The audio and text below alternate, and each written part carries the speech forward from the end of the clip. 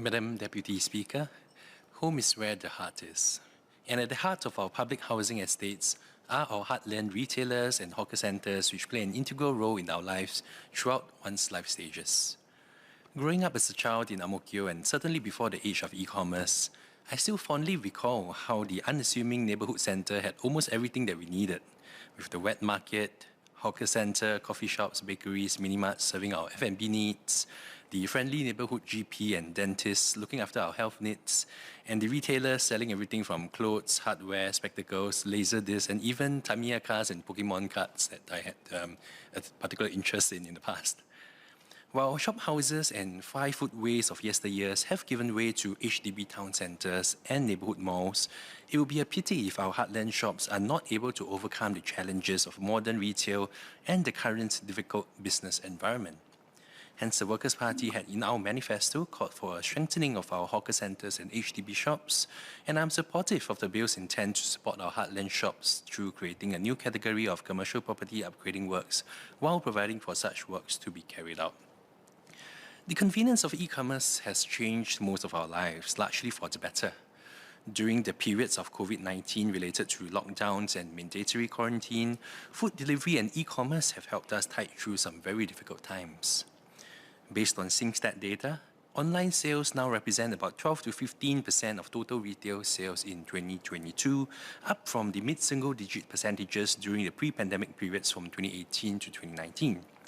For computer and telecommunications equipment, this is as high as 52% in March 2022, and even for supermarkets and hypermarkets, which was the domain of brick-and-mortar retail, this is now similarly at 14% of total retail sales.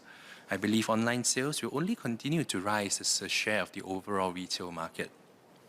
For heartland retail shops, significant upgrading and rejuvenation is much needed, and time is of the essence for many shop owners who are struggling with narrowing margins amid competition and input cost inflation, and slowing sales volumes as they continue to lose market share to glitzy shopping malls and e-commerce alike. While the future of retail is likely in omni-channel retailing, where both digital and brick-and-mortar retail coexist, it is important for us to urgently revitalise our heartland shops so that they do not lose relevance, as they play an important role in adding vibrancy and character to our neighbourhoods. I thus hope the revitalisation of shop scheme and other commercial upgrading initiatives can be rolled out expeditiously across our heartland shops once the bill is passed. Moving on to the specifics of the bill, I welcome the move to reduce the threshold for shop owners to approve upgrading works from 100% to 75% of the total value in votes under Clause 5. This would facilitate the upgrading process and not allow any single dissenting shop owner from halting the process indefinitely, while still ensuring that there is supermajority approval for any approved works. Clause 6, however, prescribes that the board may recover from every owner of such commercial property within the precinct, as is mentioned in Section 77(3)(a), the costs incurred by the board in respect of the commercial property upgrading works.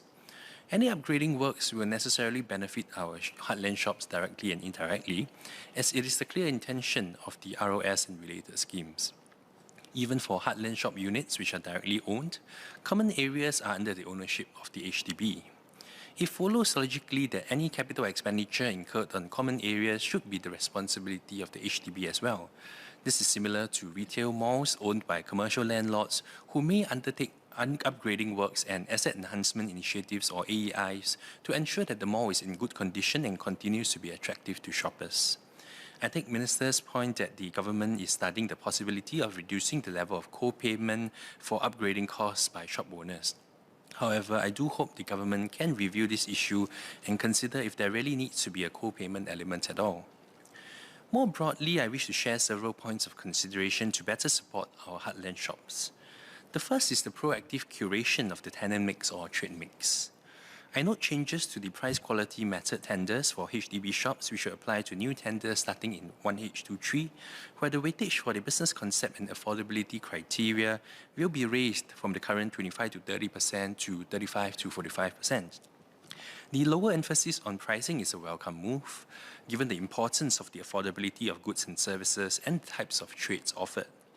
Beyond the specifics relating to each tender's design and layout, affordability, productivity, I hope the higher level curation of trade mix for each area can be conducted on a more proactive basis to ensure the optimal share of each trade category via increasing or reducing the number of similar shops.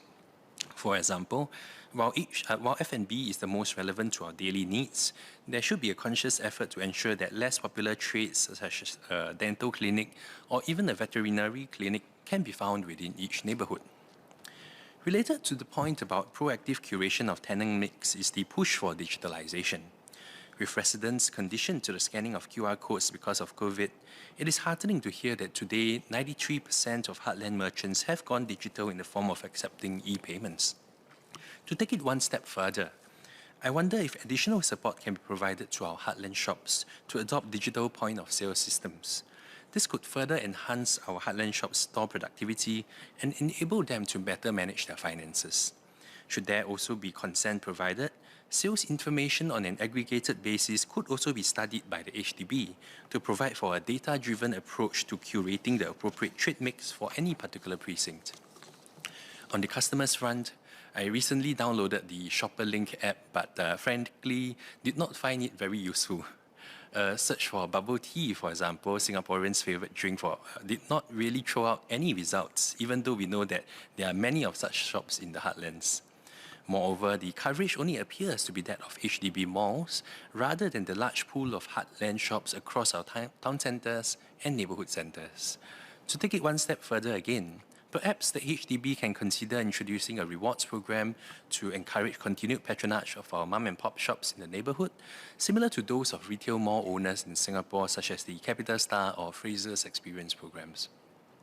Finally, while the attention of this bill is rightly centred on facilitating the upgrading of our existing heartland shops, let us not forget the precincts and neighbourhoods which do not have the benefit of the convenience and rich diversity of having heartland shops in close proximity to our homes.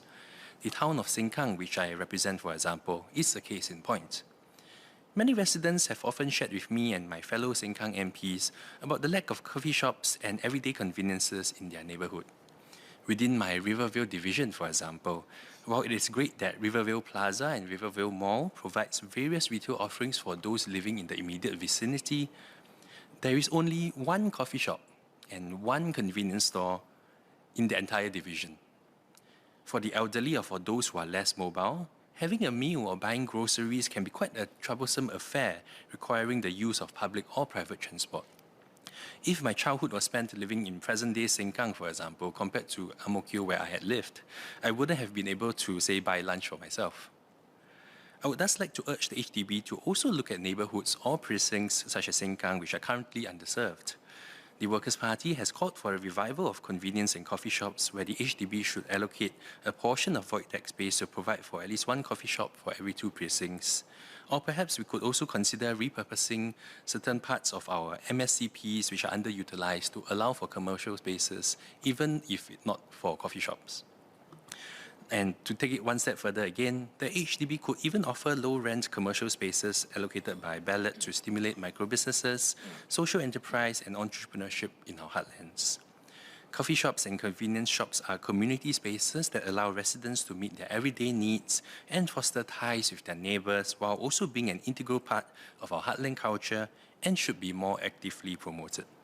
Notwithstanding my clarifications and suggestions, I support the bill.